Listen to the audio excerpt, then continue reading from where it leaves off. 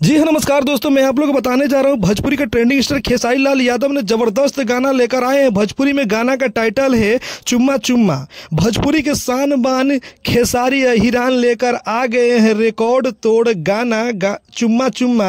ये है भोजपुरी का असली शेर, नाम है खेसारी लाल यादव जदुआ। गाइल ऐसा गाना कि अपन भोजपुरी के लोग हो जाला दीवाना। खेसारी लाल यादव भोजपुरी में ऐसा ऐसा गाना लेकर आते हैं जो कि पूरा भोजपुरी का दर्शक सुनते ही खुश हो जाते हैं और झूम उठते हैं, क्योंकि पवन सिंह ने बॉलीवुड में गाते हैं गाना चुम्मा चुम्मा और वही पवन सिंह को तगड़ा जवाब दिए खेसारी लाल यादव अपने गाना के माध्यम से।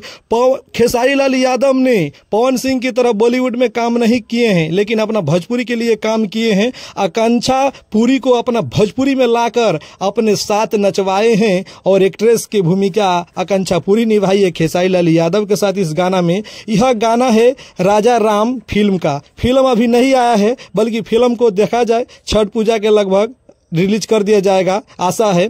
और मैं बता दूं, खेसारी लाल यादव यह बेहतरीन गाना गाए हैं और शानदार लुक में यह गाना का वीडियो में दिख रहे हैं। आप लोग स्क्रीन पर लगाए गए तमाम तस्वीरें आप लोग देख सकते हैं। अपने हाथों में सिगरेट जलाते हुए और पी रहे हैं और कितना खतरनाक लुक में दिखाई दे रहा है आकांक्षा पुरी के साथ। ये है भोजपुरी का असली शेर, जो कि गाना 9 घंटा में मिलियन क्रॉस कर गया है व्यू, और यह गाना में लाखों लाइक मिल रहे हैं, लाखों से ऊपर, और लाखों से ऊपर कमेंट आ रहे हैं। भर भर के बौछार छूट गया है व्यू और कमेंट का। और गाना यह मात्र 9 घंटा में 2 नंबर पर ट्रेंड कर रहा है। खेसारी लाल यादव का गाना 9 घंटा पर 2 नंबर में ट्रेंड कर रहा है। आप लोग सुनिए और दुलार प्यार दीजिए। धन्यवाद।